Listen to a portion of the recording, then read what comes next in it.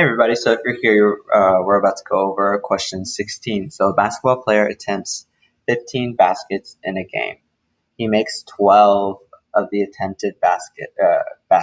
I shouldn't say brackets. Which ratio describes the number of baskets the player made to the number of baskets the player attempted?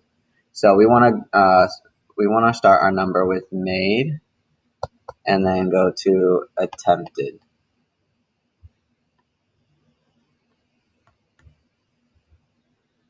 So he made uh,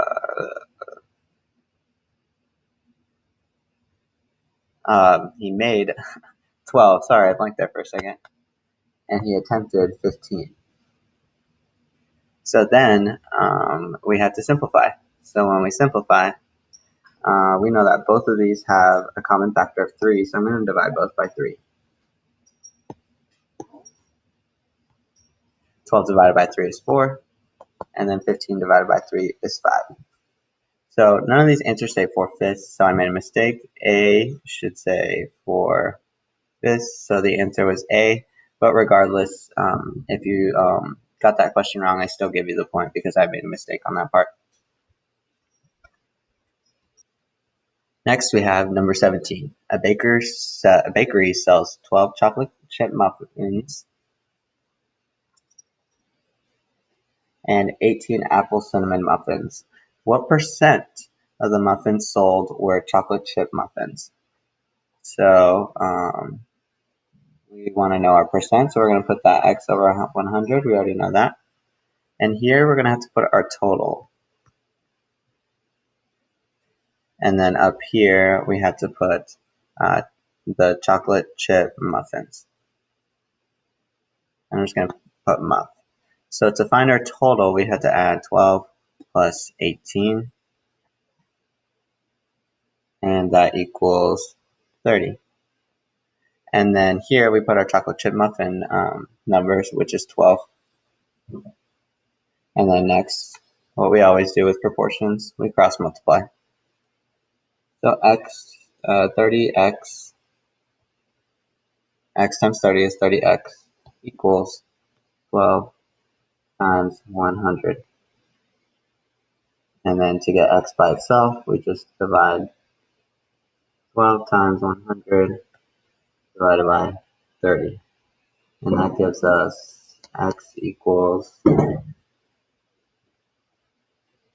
so x equals 40. So that's our answer, just 40. Next we have number 18. Mr. Lee is driving to Dallas to visit friends. He has driven 75 miles so far. If he is 30% of the way there, how far is the whole drive?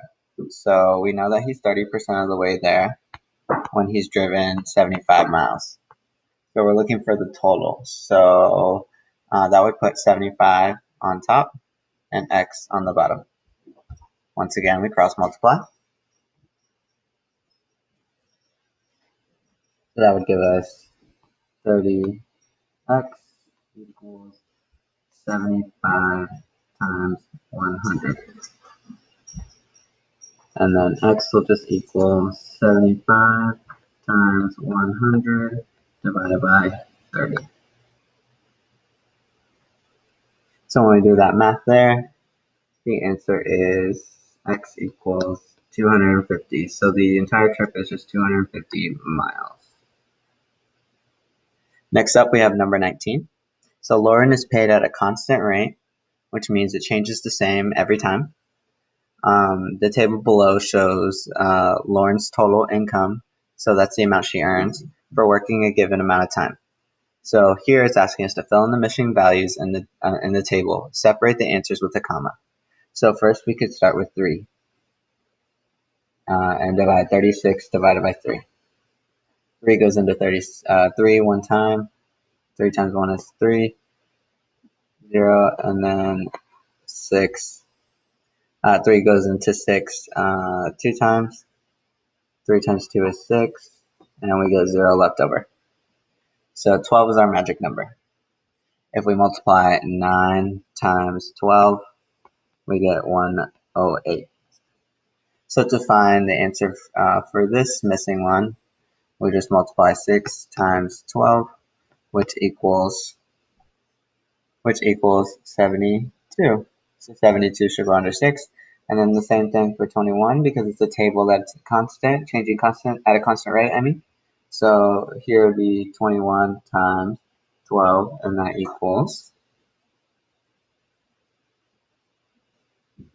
equals 252.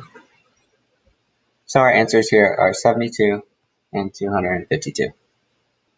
And then finally we have number 20, which is just like the other one. Julia is paid at a constant rate of dollars per hour. The table below shows Julia's total income amount earned for working a given amount of time.